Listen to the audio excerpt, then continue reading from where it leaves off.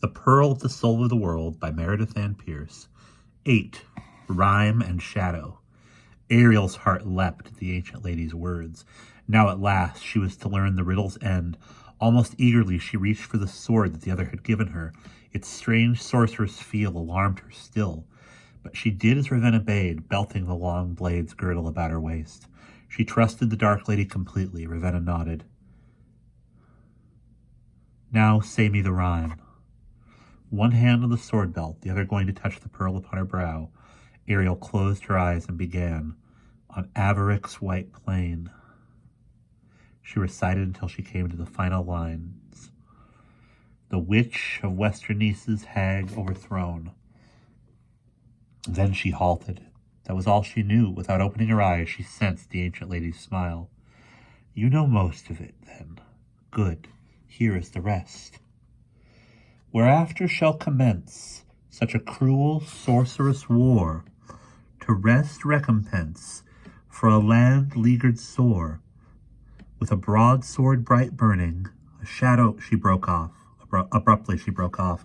Ariel blinked in surprise. An image composed of beads of fire had jumped into place upon the near wall of deep blue glass. She recognized the dark features of Ravenna's liegeman. Lady, a word, he began.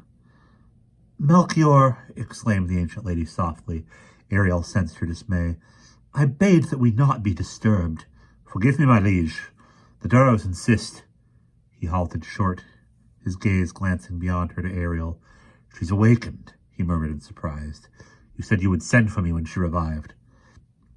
Ravenna's lips compressed, but not with anger. Time presses, she began.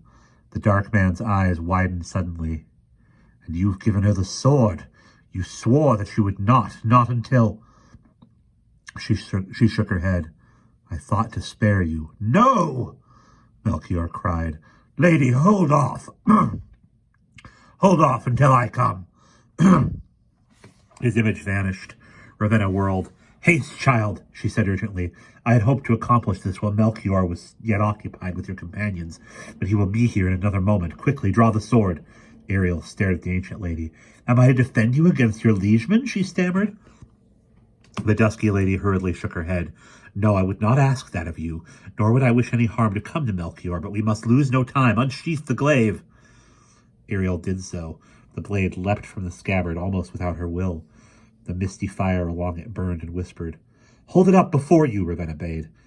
Ariel held the glaive point upward, clasping its long hilt in both hands. It seemed to have no weight, stood humming upon the air. Lightly, deliberately, the ancient lady brought her palm down upon the point. Ariel started, feeling a jolt of energy course through the blade. The pearl upon her brow blazed, and for a moment the white fire running along the sword flared in a wreath of burning colors. Sheathe it, Ravenna said. Ariel slid the blade, white-lit again, into its case. The light of the pearl on her brow had diminished now. Holding her hand, the ancient lady seemed suddenly short of breath. Don't fear, she said. Carefully, she cupped her palm to the pale girl's forehead. Ariel felt a sudden rushing, as of hurtling headlong, or as of some unbreakable thread spinning out of Ravenna into the pearl, and into the pearl. Its force held Ariel transfixed. She could not have moved if she had wished.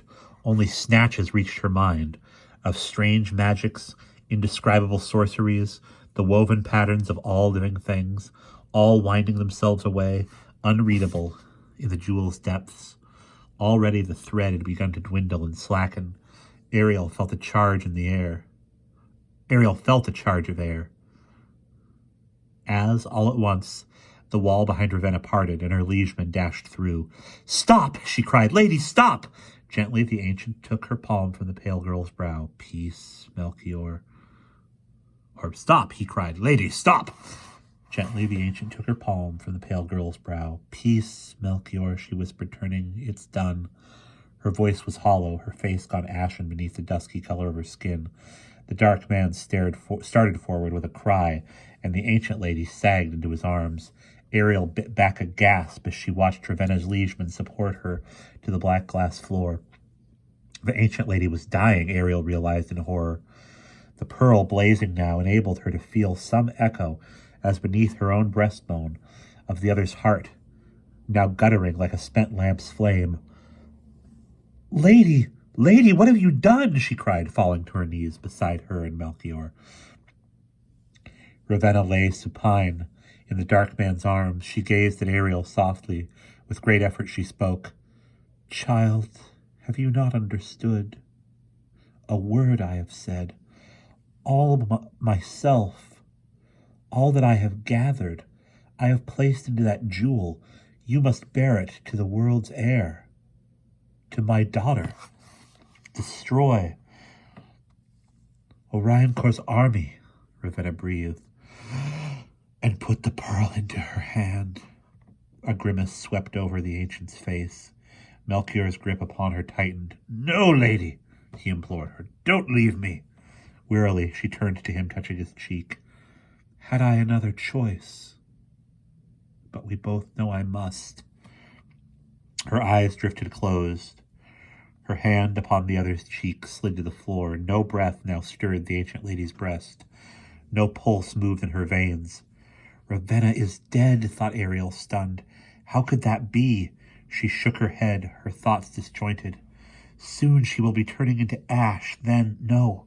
The ancients' bodies do not crumble at death. They remain perfectly preserved forever, unless they are burned. For a long moment, Melchior simply stared at his lady's still form. Then he buried his face in her hair. Behind him, standing in the open doorway, Ariel caught sight of the three Duros, Maruha, Cullum, and Brandel.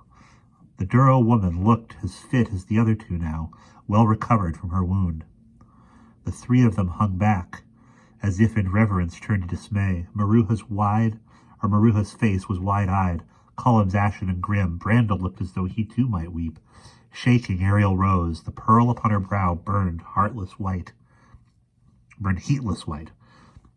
In its depths the ancient sorceries moved, unreachable, incomprehensible to her, even if she could have found and read them. How am I to complete my task, she thought numbly. How am I to defeat the witch and convert her to her mother's cause? The sorter sighed, murmured softly, sang. The only other sound in the room was the dark man sobbing. A hand slipped into Ariel. Someone was tugging at her. Looking down, she saw Maruha. Come, the Duro woman said softly. Come, sorceress, Lady Ariel, we must be off. We should not stay, and we will pause there.